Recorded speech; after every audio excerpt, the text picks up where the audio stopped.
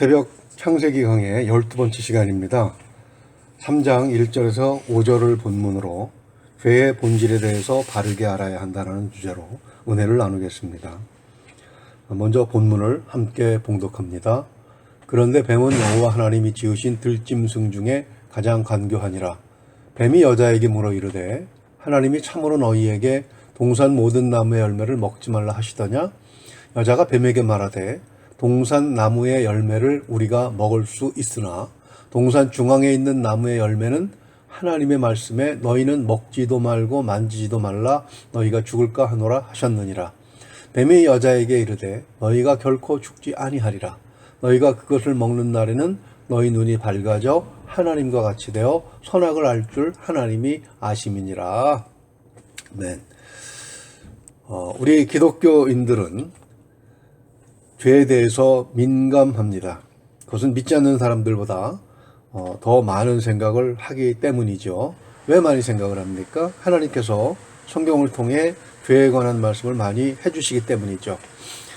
우리가 왜 죽음의 고통과 질병의 고통을 겪게 되었는지, 왜 자연 환경이 우리에게 그렇게 각박한지, 인간관계는 왜 또 그렇게 서로 상하게 하는 일이 많은지, 그 이유가 죄 때문인 것이지요. 뿐만 아니라 죄를 벗어나지 못하고 죄인으로 산다면 궁극적인 끝이 어떤 비극으로 마무리되는지, 또 어떻게 해야 그런 비극에서 벗어날 수 있는지를 말씀하고자 우리에게 주신 것이 바로 성경이지요. 오늘 본문은 바로 이 죄의 시작에 대해서 말씀을 하고 있습니다.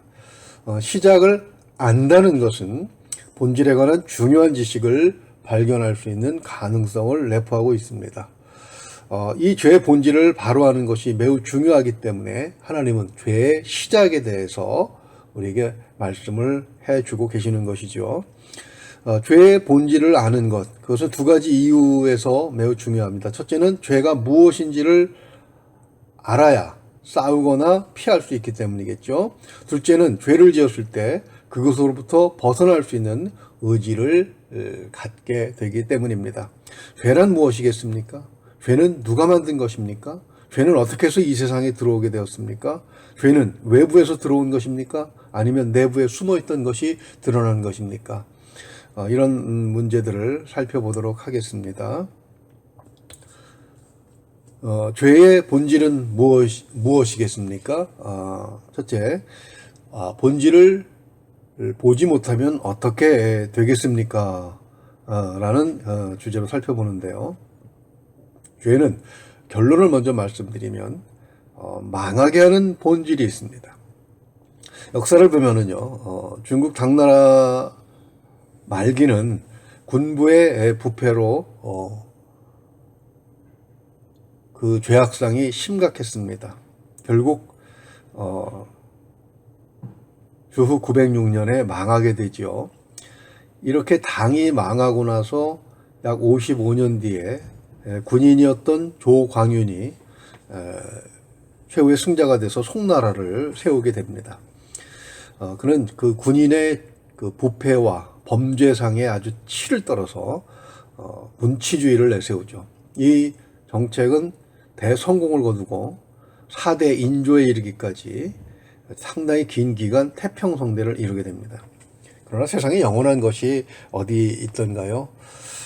머리 좋은 문관들의 범죄는 무관, 즉 힘을 앞세운 군인들보다 더 심각했습니다. 이 위기를 막아낼 방법이 없었어요. 세상은 송나라 하나만 있었던 것이 아니기 때문에 부패와 비리 그리고 범죄에 찌든 송나라는 외적의 침입으로부터 풍전등화의 그런 상태를 겨우 유지하고 있었습니다. 그때 왕한석이라는 인물이 등장해서 개혁을 이루려고 합니다. 당시 나라의 주역이었던 문관들은 개혁에 동조는 하겠다고 하지만 개혁을 하는 방법, 즉 법이 문제가 있다는, 즉 수단이 문제가 있다는 점을 파고들어서 개혁을 방해합니다. 나라는 망해가는데 그 본질이 자신들의 죄 때문이라는 것을 보지 못하고 그 죄악으로 인해서 확보한 그런 기득권을 지키기 위해 아둥바둥 된 것이죠. 국가의 생존을 위해 죄를 버리자고 했더니 어떻게 버리느냐 하는 수단의 문제를 가지고 왈가왈부하다가 결국 나라가 망하고 맙니다. 징기스칸이 썩은 고목나무 같은 송나라에 거의 아무런 피해도 없이 들어와서 결국 원나라를 태우게 된 것이지요. 영적으로도 마찬가지입니다. 죄의 본질을 제대로 보지 못하면 그 결과가 동일하다는 것이죠. 로마서 6장 23절을 보게 되면 이렇게 말씀하고 있습니다. 죄의 싹은 사망이요 하나님의 은사는 그리스도 예수 우리 주 안에 있는 영생이니라. 아멘. 자, 그렇다면 이렇게 영적이든 일반의 삶 속에서든 본질을 보지 못하는 이유가 무엇이겠습니까? 다시 역사적인 예를 들어보면 이때 개혁자로 등장했던 왕안석이 답답해서 한 말이 있습니다. 달을 보라 했더니 손가락을 본다는 유명한 말입니다. 한자로 견지망월 견월망지라고 하는데 불교의 능엄경에서 나온 말입니다. 본질을 보지 못하고 본질을 드러내는 데 사용된 수단에 오히려 집착하는 그런 어리석음을 꾸짖는 것이죠. 그러나 우리로 하여금 견지망월, 즉 달은 안 보고 손가락만 보게 해서 죄의 본질을 바르게 보지 못하게 하는 이와 같은 오류들이 있다는 것입니다. 선악과 때문에 인간이 죄를 짓게 되었다는 관념이 바로 그것인데요. 많은 사람들이 하나님께서 선악과를 만들지 아니하셨으면 인간이 죄를 짓지 않았을 것 아닌가라고 생각들을 한다는 것입니다. 그들은 하나님께서 선악을 알게 하는 나무를 심어 놓으셨기 때문에 인류가 죄를 짓고 고통에 빠졌다고 생각을 하는 것입니다. 우리는 물론 이러한 하나님에 대한 불평이 터무니없는 것인 줄을 너무나도 잘 압니다. 앞에서 이미 선악과는 인간을 묶어두는 족쇄나 혹은 죄를 짓게 만드는 함정이 아니라 모든 피조물들 가운데 가장 우월한 존재임을 드러내는 상징이었다는 내용을 간단하게 다룬 바가 있었죠. 그럼에도 불구하고 우리들의 생각에는 달이 아니라 손가락을 보는 그런 의식이 뿌리 깊게 박혀 있는 것입니다. 자, 그렇다면 본질은 무엇이겠습니까? 중요한 것은 선악과가 죄가 아니라 우리가 그 선악과를 보면서 죄를 짓게 되었다는 것이죠. 즉 선악과에 숨어 있던 죄가 선악과를 먹음으로 인간에게 옮겨온 것은 아니라는 것입니다.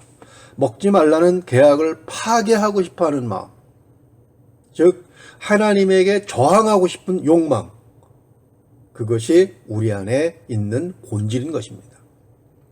본질을 보지 못하는 이러한 견지망월의 오류는 죄에 대해서 올바른 생각을 하지 못하도록 방해하고 있는 것이죠.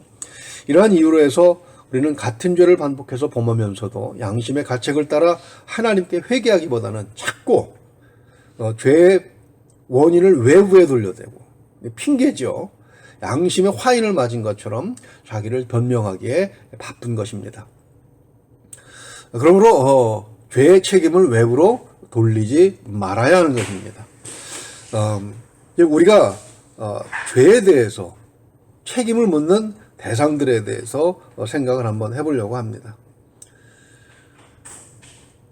저는 선악을 알게 하는 나무, 우리가 선악과라고 부르는 바로 그 정체에 대해서 살펴보는데요. 앞에서 말씀드린 것처럼 선악을 알게 하는 나무의 열매는 계약 내용이었습니다. 선악과, 즉 선악을 알게 하는 나무의 열매는 창세기 2장 9절에서 처음으로 언급이 됩니다. 그리고 16절과 17절에서 다른 모든 것들과는 다른 도구로 사용되고 있습니다. 우리 2장 16절에서 17절을 한번 읽어볼까요? 여호와 하나님이 그 사람에게 명하여 이르시되 동산 각종 나무의 열매는 내가 임의로 먹되 선악을 알게 하는 나무의 열매는 먹지 말라. 네가 먹는 날에는 반드시 죽으리라 하시니라. 아멘. 이러한 형태의 문장을 무엇이라고 합니까? 이것은 계약을 위한 문장이죠. 조건이 있고 그 조건이 충족되면 그에 따르는 보상이 있지만 조건이 충족되지 못하면 계약 위반에 따르는 대가를 지불해야 하는 것입니다. 자, 그럼 이 계약은 어떤 성격을 가지고 있는 계약이겠습니까? 왜 하나님께서 인간과 이런 계약을 맺으셨을까요? 전지전능하신 하나님께서 인간이 계약을 지키지 못할 것을 모르지 않으셨을 텐데 말입니다. 그렇다면 인간이 죄를 짓도록 유도하기 위해서 선악을 알게 하는 나무를 심어 두신 것이겠습니까? 계약의 성격을 우리가 보죠. 16절을 보게 되면 동산 각종 나무의 열매는 내가 임의로 먹되라고 하셨습니다. 단 하나의 계약 조건만 지키면 인간이 그 계약을 유지하는 대가로 받는 보상은 계약 조건에 비교할 수 없을 만큼 월등히 좋은 내용이잖아요. 그러나 이보다 더 좋은 것은 하나님께서 만드신 그 어느 것도 하나님과 계약을 맺지 않았다는 것입니다.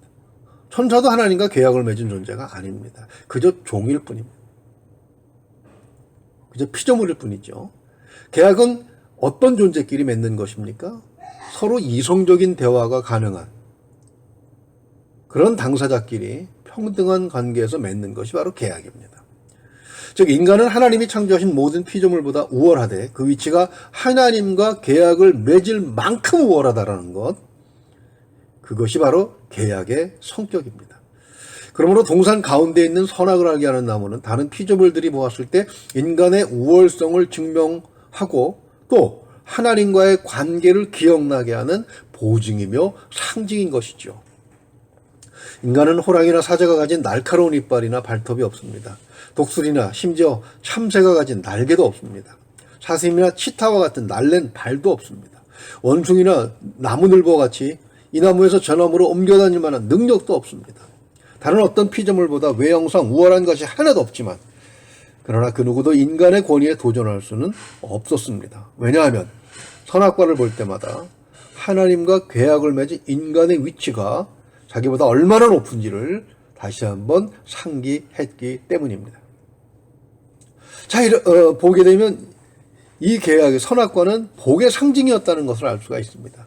그런데 이 복의 상징을 저주로 바꾼 거예요. 즉 선악과는 인간이 범죄하라고 하나님께서 파놓으신 함정이 아니라 원래는 크신 축복이었던 것입니다. 이것을 지키지 못한 것은 인간이지요. 예를 들어 부엌칼을 한번 생각을 해보죠. 부엌에서 엄마가 사용하면 가족에게 영양가 있는 맛있는 음식을 만들어내는 훌륭한 조리 도구가 됩니다. 그러나 원한을 품은 누군가가 그것을 들고 다른 사람에게 휘두르게 된다면 그 칼은 흉악한 무기가 되는 것이 바로 이 원리인 것입니다. 오늘날 우리도 하나님이 주신 많은 좋은 것들을 그 본래 뜻대로 사용하지 아니하고 악용하는 사례가 얼마나 많이 있습니까? 그렇다면 그 좋은 것을 좋은 의미로 주신 하나님이 잘못이겠습니까? 아니면 잘못 사용한 우리가 잘못이겠습니까? 우리가 책임을 외부로 돌리는 그런 존재들이 있습니다. 존재들 중에서 뱀과 사탄에 대해서도 생각을 해보려고 합니다. 먼저 범에 대해서 한번 생각을 해보죠. 하나님께서 뱀을 만들지 아니하셨더라면 또는 사탄을 창조하지 아니하셨더라면 사람이 유혹을 받지 않았을 것 아닌가 그렇게 생각할 수 있는 것입니다. 과연 그렇습니까? 먼저 뱀에 대해서 한번 생각을 해보죠. 당시 모든 짐승들은 대화가 가능했다고 봐야 합니다. 그 능력을 인간이 타락함으로써 모두 상실한 것이죠. 그래서 로마서 8장 19절에서는 피조물이 고대하는 바는 하나님의 아들들이 나타나는 것이니 라고 말씀하고 있습니다. 짐승들이 대화가 가능했다는 또 하나의 증거는 민수기에 있습니다. 민수기 22장 21절 이하를 보면 타락한 선지자 발람이 하나님의 말씀을 어기고 재물에 눈이 어두워서 이스라엘을 저주하려고 할 때 하나님께서는 나귀의 입을 열어서 발람의 패악을 꾸짖게 하셨던 것입니다. 그런데 이 뱀은 하나님이 지은 들짐승 중에 가장 간교했다고 말씀하고 있습니다. 간교했다는 말은 히브리어로 발음하면 알룸이라고 하는데 이 단어는 잠언에서는 슬기롭다는 뜻으로 8번이나 쓰입니다. 즉 히브리 문화의 사상에서 지혜는 어떻게 사용하느냐에 따라서 슬기로운 것이 되기도 하고 간교한 것이 되기도 하는 것입니다. 뱀은 하나님으로부터 지혜라고 하는 특별한 은총을 입었습니다. 그런데 그것을 사탄을 위해 그 슬기로움을 사용함으로 해서 간교하게 되어버린 것이죠. 즉 사탄에게 사용된 것은 뱀이 책임질 문제인 것입니다. 그래서 하나님께서 3장 14절에서 뱀에게 내리신 저주는 타당한 것이죠. 사탄에 대해서 우리가 핑계를 돌리기도 합니다. 뱀을 사용한 사탄은 누구인가? 그는 천사장 중 하나였습니다. 그가 왜 인간을 죄에 빠뜨렸습니까? 그는 하나님께서 인간과 계약을 맺는 것과 같은 특혜를 주시는 것을 보고 그 사랑을 질투했습니다. 욥기 1장과 2장을 보면 사탄은 인간이 하나님 앞에 거룩히 여김을 받는 것을 아주 못마땅하게 여깁니다. 그래서 어떻게 해서든지 인간을 죄악의 구렁텅이로 빠뜨리려고 하는 마음을 가지고 있는 것을 볼 수가 있습니다. 이것이 바로 사탄의 본질이죠. 자, 그렇다면 하나님은 인간을 죄에 빠뜨린 사탄과 같은 존재를 왜 그냥 놔두시는 것이겠습니까? 인간을 죄에 빠뜨림으로 해서 사탄이 벌을 받기는 받았습니까? 성경은 앞으로 계속해서 이 문제를 다루게 됩니다. 구체적인 문제는 뒤에서 다루기로 하고요. 결론만 먼저 알고 넘어가죠. 3장 15절을 함께 읽도록 하겠습니다. 내가 너로 여자와 원수가 되게 하고 내 후손도 여자의 후손과 원수가 되게 하리니 여자의 후손은 내 머리를 상하게 할 것이요 너는 그의 발꿈치를 상하게 할 것이니라 하시고 아멘. 즉 사탄의 존재 역시 하나님의 손에 붙들려서 하나님의 계획 가운데 움직이고 있는 그런 존재임을 말씀하고 있는 것. 그러므로 죄의 책임은 인간 자신에게 있다는 사실을 우리는 명확하게 인식해야 하는 것입니다. 뱀이 1절 하반절에서 하나님이 참으로 너희에게 동산 모든 나무의 열매를 먹지 말라 하시더냐라고 묻는 문장은 하나님의 말씀을 살짝 비틀어 놓은 것입니다. 하나님은 거꾸로 동산 모든 나무의 열매를 다 마음대로 먹으라고 하셨잖아요. 여자는 2절에서 그것을 수정하여 줍니다. 그러나 3절에서 너희가 죽을까 하노라 라고 하셨다면서 하나님의 말씀을 정면으로 비틀어 버린 것입니다. 한번 3절을 읽어볼까요? 동산 중앙에 있는 나무의 열매는 하나님의 말씀에 너희는 먹지도 말고 만지지도 말라 너희가 죽을까 하노라 하셨느니라. 뱀은 단지 구멍만 내었을 뿐인데 그 구멍을 메워서 뱀이 온전하게 해야 할 인간이 오히려 뱀의 구멍을 더 키우고 만 것입니다. 4절에서 뱀이 말한 것처럼 뱀은 인간의 마음속에 있는 탐욕의 장작 더미에 불만 붙인 것이죠. 여자는 그것이 거짓인 줄 알았습니다. 그래서 수정을 해준 것이잖아요. 하나님께서는 인간에게 이성을 주셨습니다. 그 이성으로 거짓을 거부해야 함에도 불구하고 뱀이 제시하는 5절의 내용이 너무 근사한 유혹으로 다가오는 바람에 거짓을 밝히고 사탄의 유혹을 물리칠 기회를 포기해버리고 만 것입니다. 하나님처럼 된다니 얼마나 큰 유혹이겠습니까? 오늘날에도 이런 유혹을 받아서 타락하는 성도들은 참 많은 것을 발견하게 됩니다. 수많은 사람 앞에서 자신이 하나님의 친구라고 하면서 하나님이 자신에게 멱살을 잡히는 존재, 하나님을 자기가 가라 하면 가고 오라 하면 오는 그런 존재로 만들어버리는 어이없는 인물들을 우리는 오늘날 보았고요. 또 그 사람을 수많은 사람들이 아멘 아멘 하면서 추종하는 것도 우리는 보았습니다. 왜 이렇게 우리가 분별력이 없는 것입니까? 그것을 상당한 은사로 사람들이 보기 때문에 그렇습니다.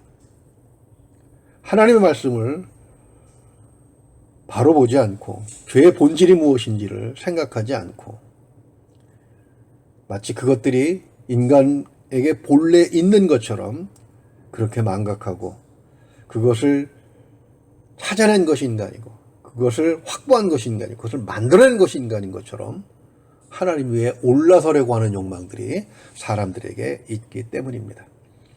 뱀이 사탄에게 사용되어 형벌을 받은 것처럼 좋은 것을 주셨음에도 불구하고 사탄의 거짓 스스로 속아서 계약을 파괴한 것은 사람입니다. 그러므로 사람 스스로 계약 파괴의 대가를 지불해야 했던 것이지요. 말씀을 정리하려고 합니다. 견지망월, 견월망지. 중요한 것은 선악과가 인간을 죄에 빠뜨린 것이 아니라 축복을 죄를 짓는 수단으로 사용하게 한 인간의 마음에 있는 것입니다. 그래서 잠언 16장 18절은 이렇게 말씀합니다. 교만은 패망의 선봉이요 거만한 마음은 넘어짐의 앞잡이니라. 아멘. 축복의 수단을 저주의 통로로 변질시키지 않고 지켜나갈 방법이 하나 있습니다. 그것은 감사하는 것입니다. 감사를 모를 때 인간은 키워서는 안 되는 머리 검은 짐승이 되는 것이죠. 하나님이 주신 모든 감사한 조건들을 감사하지 못할 때 우리는 그것 때문에 하나님을 배반하게 되는 것입니다. 하나님이 우리에게 주신 많은 좋은 것들 중에 얼마나 좋은 것들이 많습니까? 간단하게 몇 가지만 추려보죠. 좋은 가정, 좋은 신앙의 공동체, 좋은 이웃, 좋은 직장, 그리고 좋은 부모, 형제들이 있습니다. 하나님의 말씀 속에서 이 관계를 유지하면 행복이 있고 큰 복을 누리게 됩니다.